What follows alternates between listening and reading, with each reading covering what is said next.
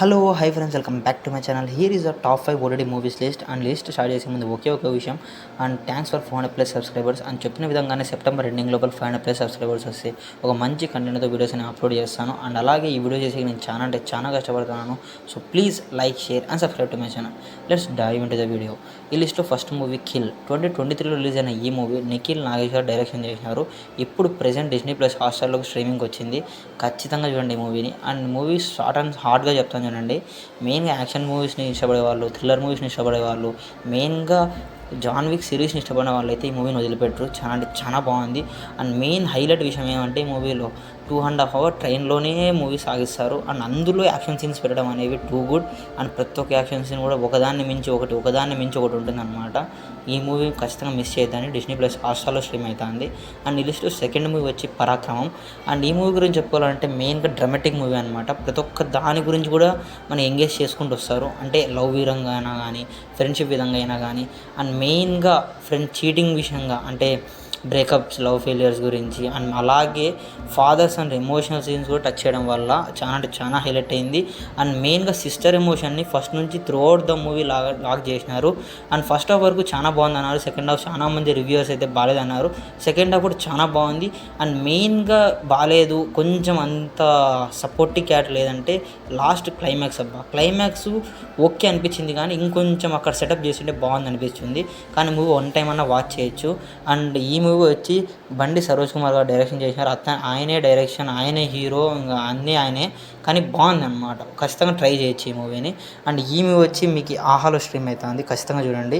And ఈ లిస్ట్లో third movie వచ్చి మహారాజా మూవీని సజెస్ట్ చేయడానికి రీజన్ వచ్చి ఈ అప్కమింగ్ మూవీస్ అయితే అంత ఎంగేజ్ చేసిన మూవీస్ అయితే అందుగా లేవు. అందుకోసమే మేము మహారాజాని తీసుకోవడం జరిగింది.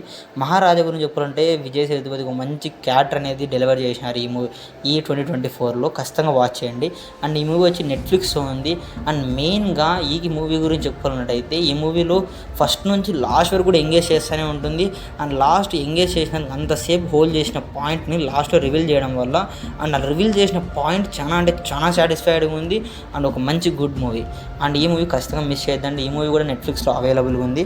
అండ్ ఈ లిస్ట్లో ఫోర్త్ మూవీ వచ్చి గ్యారహ. అండ్ ఈ మూవీ గురించి చెప్పుకుంటే మెయిన్గా G5లో స్ట్రీమింగ్ వచ్చింది, వెబ్ సిరీస్ అనమాట. G5లోకి వచ్చిందని చాలామంది స్కిప్ చేస్తున్నారు. ఖచ్చితంగా చూడండి, చాలా బాగా నచ్చుతుంది అబ్బా మీకైతే. అండ్ మెయిన్గా ప్రజెంట్కి పాస్ట్కి కలిపి ఒక వాకీటాకీతో ఒక పోలీస్ ఆఫీసర్ ఎలా క్రైమ్స్ని, చాలా కేసెస్ని పెండింగ్ ఉంటాయి అవన్నీ ఎలా రివీల్ చేశారని చూడొచ్చు.